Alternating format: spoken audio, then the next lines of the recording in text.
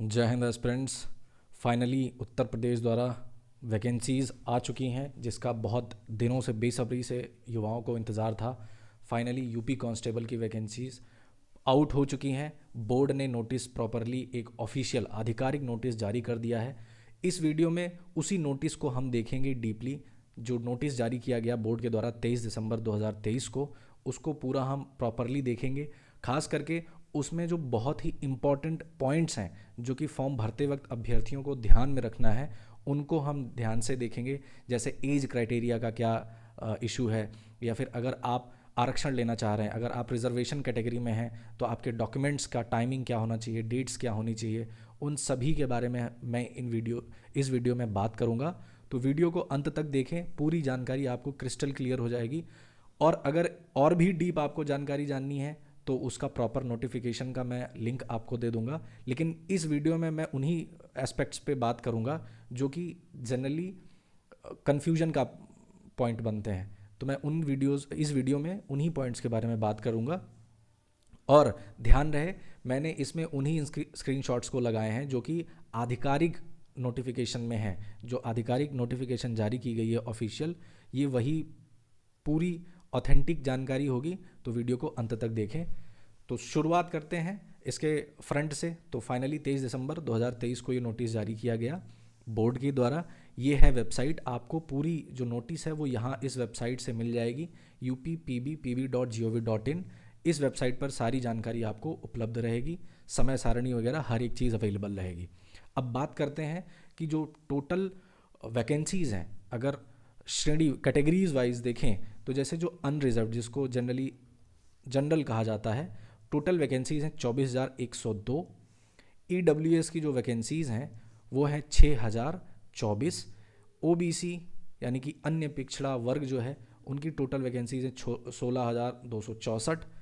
अनुसूचित जाति यानी कि एससी कैटेगरी की जो वैकेंसीज़ हैं वो है 12,650। और अनुसूचित जनजाति यानी कि एसटी कैटेगरीज की जो वैकेंसी हैं वो है टोटल 1,204। तो इन सारे आंकड़ों को मिला करके जो फाइनली टोटल वैकेंसी आती है वो है 60,244। काफ़ी बड़ा नंबर है, बहुत सही मौका है एग्ज़ाम क्रैक करने का, अच्छा खासा नंबर है।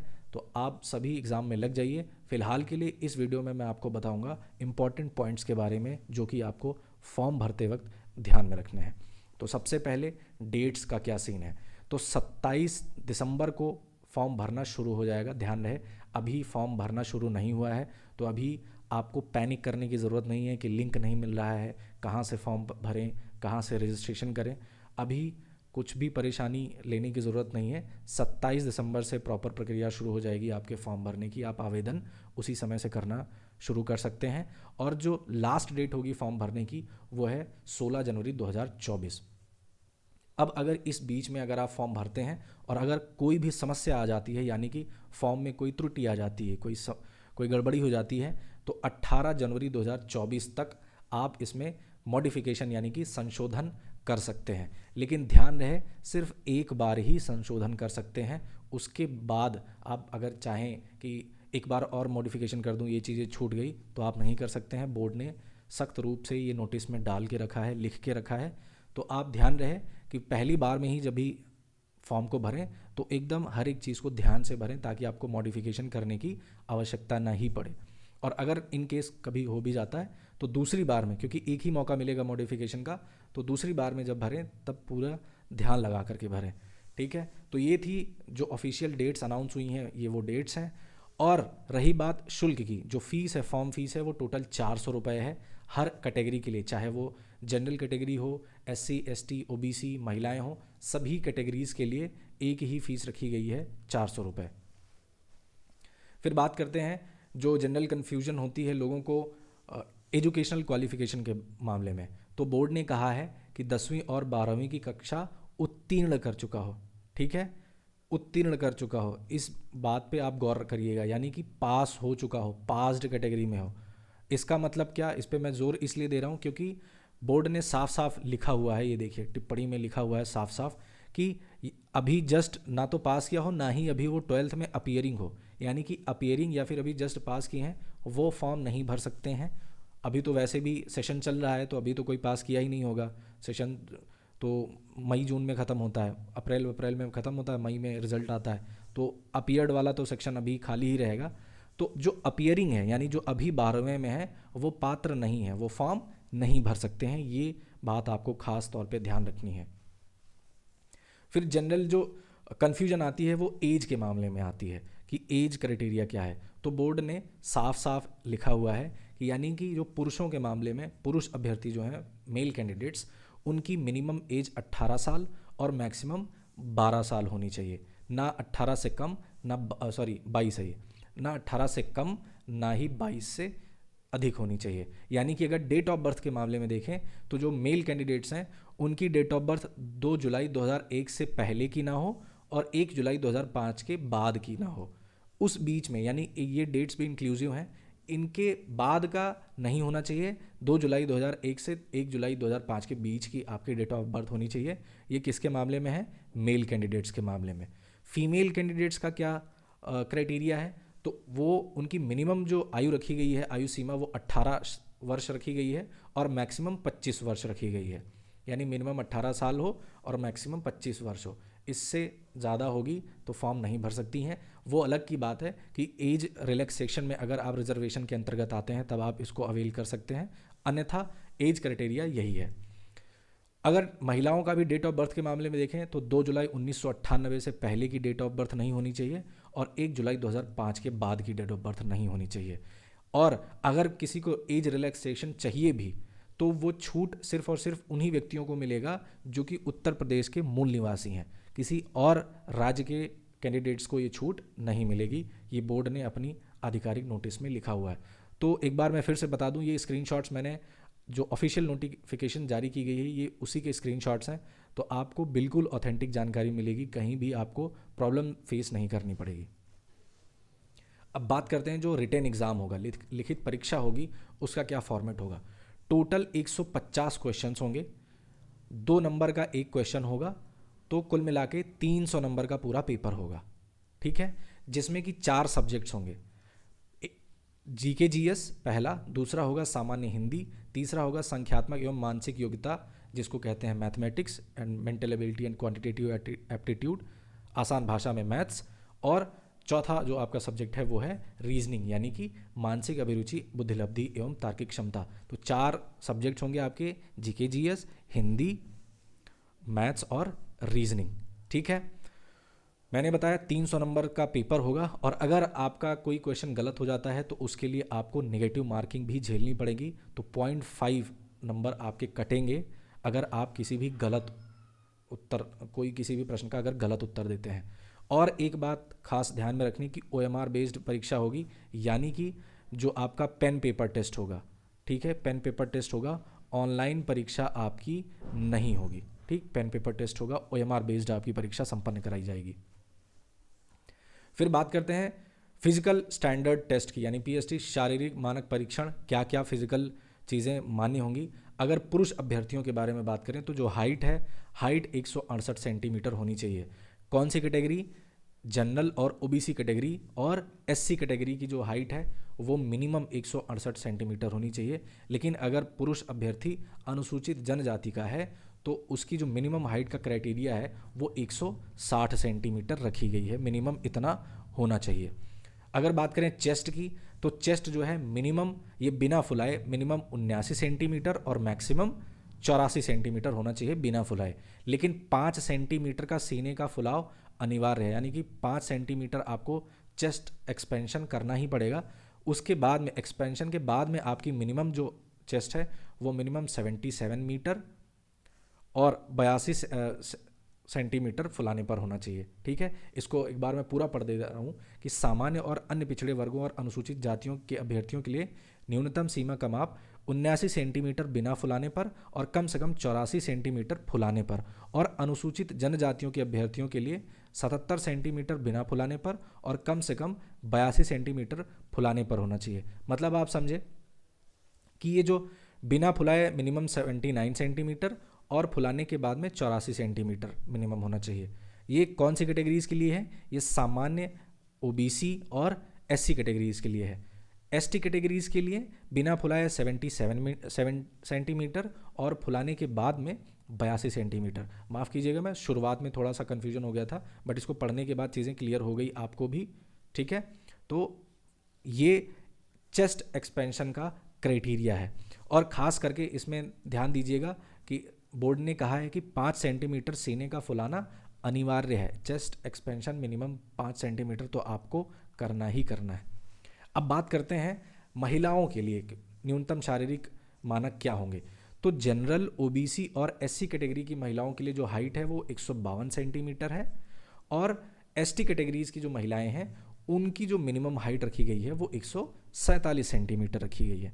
चेस्ट एक्सपेंशन का महिलाओं में कभी भी कोई भी क्राइटेरिया नहीं होता है, तो ये चीज़ें ध्यान रखें। फिर आता है अब जो मेन सब में समस्या आती है, आरक्षण व आयु सीमा में छूट, ठीक है, एज रिलैक्सेशन और आयु जो आरक्षण जो मिलता है लोगों को। तो उसमें देखिए जो इम्पोर्टेंट बात है वो ईडब्ल्यूएस, अगर अभ्यर्थियों के बारे में बात करें तो उनका वही ईडब्ल्यूएस सर्टिफिकेट मान्य होगा जो कि 23-24 वित्तीय वर्ष में बना होगा, ठीक है। 23-24 वित्तीय वर्ष के बीच का ही जो ईडब्ल्यूएस मान्य होगा, यानी कि अगर कोई 2022 और 23 का बनाया हुआ है तो उसका ईडब्ल्यूएस सर्टिफिकेट मान्य नहीं होगा। आपका ईडब्ल्यूएस सर्टिफिकेट जो है वो 23-24 का होना चाहिए, तभी वो आप आरक्षण के लिए एलिजिबल हो पाएंगे। जो आपको 10% का आरक्षण मिलेगा वो तभी संभव होगा जब आपका सर्टिफिकेट 2023-24 का होगा। फिर उसके बाद में देखिए इसमें पॉइंट्स मिसिंग है, क्यों? क्योंकि मैंने सिर्फ उन्हीं पॉइंट्स को रखा हुआ है जो कि ज़्यादा इंपॉर्टेंट है और जिनमें कन्फ्यूजन होती है। और क्या है, देखिए महिलाओं के लिए खास करके ये खास करके ध्यान रखें, महिलाओं के लिए ये इम्पॉर्टेंट है कि अगर कोई अनुसूचित जाति या जनजाति की कोई भी स्त्री किसी सवर्ण पुरुष से विवाह करती है तो उसको जो आरक्षण मिलेगा वो पूर्व वाला ही होगा, यानी कि वो सवर्ण से भले विवाह कर ले रही है लेकिन चूंकि उसके पिता का पक्ष जो था वो अनुसूचित जाति या जनजाति से संबंध रखता था तो उसको जो आरक्षण मिलेगा वो पिता पक्ष से ही मिलेगा, ठीक है। दूसरा केस है, अगर कोई सवर्ण स्त्री किसी अनुसूचित जाति या जनजाति के पुरुष से विवाह करती है तो इसका ये मतलब नहीं है कि उसने अनुसूचित जाति और जनजाति के पुरुष से विवाह कर लिया तो उसको इस कैटेगरी का आरक्षण मिलेगा, नहीं। मैंने बताया कि जो पिता पक्ष होगा, पिता पक्ष का ही मान्य किया जाएगा। तो उस केस में भी, यानी अगर सवर्ण स्त्री है तो उसको अनुमान्य नहीं होगा, उसको आरक्षण नहीं मिलेगा। ये खास बात आपको ध्यान में रखनी है। एक नेक्स्ट केस है कि मान लीजिए अगर कोई बच्चा है जिसको किसी ने गोद लिया है और गोद लेने वाला अनुसूचित जाति या जनजाति का कोई व्यक्ति है, ठीक है, और वो किसी सवर्ण बच्चे को नियमानुसार गोद लेता है तो ऐसा माना जाता है कि वो बच्चा जो है फिर वो कंप्लीटली उसका संतान बन जाता है, उसकी संतान स्वरूप हो जाता है, तो उसको जो है वो आरक्षण मिलेगा। यानी कि वो पैदा भले सवर्ण हुआ है लेकिन उसका पिता जो है वो अनुसूचित जाति और जनजाति से संबंध रखता है तो उसको जो है वो वही आरक्षण मिलेगा जो कि एससी और एसटी कैटेगरी को दिया जाता है, ठीक है। तो ये बहुत ही इंपॉर्टेंट चीज़ है नोट करने वाली, जो जनरली लोगों को कन्फ्यूजन होता है। फिर आगे बढ़ते हैं कि ओबीसी के मामले में जो सर्टिफिकेट है तो खास ध्यान रखिए, बहुत ही इंपॉर्टेंट है कि ओबीसी जो क्रीमी लेयर के अंतर्गत आते हैं, जैसे अंतर्गत आने वाले उत्तर प्रदेश के अन्य पिछड़े वर्ग के अभ्यर्थियों को आरक्षण का लाभ अनुमन्य नहीं, यानी जो क्रीमी लेयर हैं उनको लाभ नहीं मिलेगा। क्रीमी लेयर वालों को लाभ नहीं मिलेगा आरक्षण का, सिर्फ जो नॉन क्रीमी लेयर है उन्हीं को मिलेगा। अब उनके में ही जो जाति प्रमाण पत्र है वो कैसे, वो 1 अप्रैल 2023 या उसके बाद का होना चाहिए, ठीक है। यानी कि जो भर्ती है उसकी लास्ट डेट 18 संशोधन की है, यानी कि लास्ट डेट जो है वो लगभग शायद 16 है जो अभी मैंने आपको दिखाया। तो उस डेट तक जो है वो उसका जो जाति प्रमाण पत्र है होना चाहिए 1 अप्रैल 2023 या उसके बाद का। इसके पहले का अगर आपका प्रमाण पत्र होगा तो आप रिजर्वेशन के लिए एलिजिबल नहीं होंगे। इस बात का आपको, जितने भी non creamy layer OBC category के लोग हैं वो इन बातों का ध्यान रखें। और ये सबसे इम्पॉर्टेंट बात महिलाओं के लिए, जो कि मैंने अभी थोड़ी देर पहले बताया कि महिला अभ्यर्थियों के लिए आरक्षण वही होगा जो उनके पिता पक्ष का होगा, यानी जो पिता जिस भी कैटेगरी से संबंध रखता होगा उसी कैटेगरी के बेस पे महिलाओं को आरक्षण मिलेगा, पति का कैटेगरी नहीं देखा जाएगा। फिर अब बात आती है ऑनलाइन आवेदन करने की प्रक्रिया। तो आपको आधिकारिक वेबसाइट पर ही जाके आपको आवेदन करना चाहिए, किसी भी अन्य वेबसाइट पे जाकर के नहीं। तो ये आधिकारिक वेबसाइट है uppbpb.gov.in।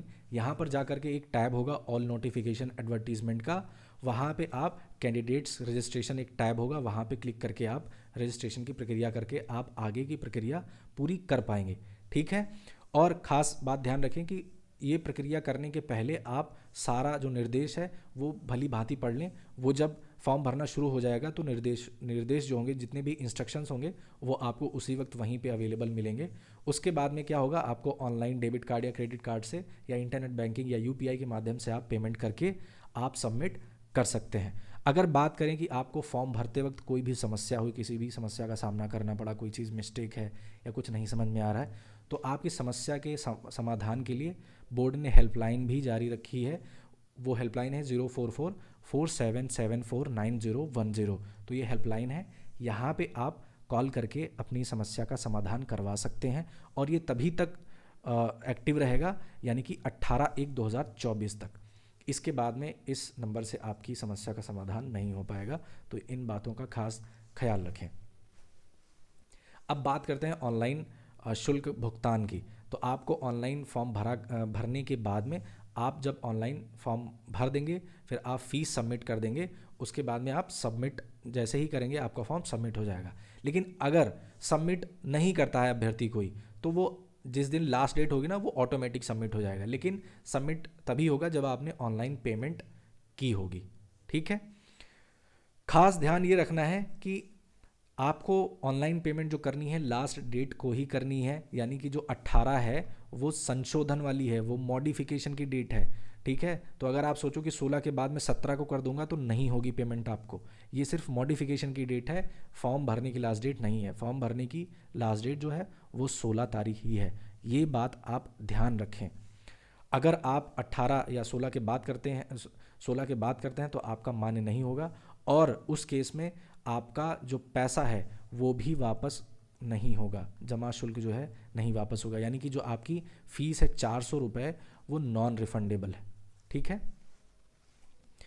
फिर क्या है कि अगर आपको संशोधन करना है, तो मैंने बताया था शुरुआत में ही कि आप सिर्फ एक बार ही संशोधन कर सकते हैं, सिर्फ एक बार ही मॉडिफिकेशन कर सकते हैं।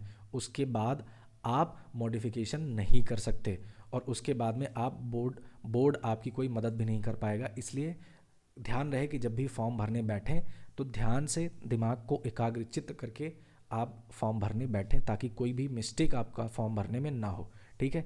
बाकी रही बात फ़ोटो क्राइटेरिया की, सिग्नेचर क्राइटेरिया की, तो ये सारी डिटेल्स आपको उसी समय मिल जाएंगी जब आप फॉर्म भरने बैठेंगे, तो वहाँ पे इंस्ट्रक्शन होगा। हालांकि नोटिस में भी दे रखा है, जो बोर्ड ने नोटिस में भी ये सारी चीज़ें डाल रखी हैं कि क्या केबी होना चाहिए, सिग्नेचर का कितना पिक्सल होना चाहिए। तो अभी जो है आप वो देख सकते हो, पर मैं प्रेफर करूँगा जब आप फॉर्म भरने बैठोगे तो उसमें जो इंस्ट्रक्शंस लिखे होंगे फॉर्म भरने के पहले पहले, उनको आप ध्यान से पढ़ लीजिएगा। उन्हीं के बेस पे आपको फॉर्म भरना है।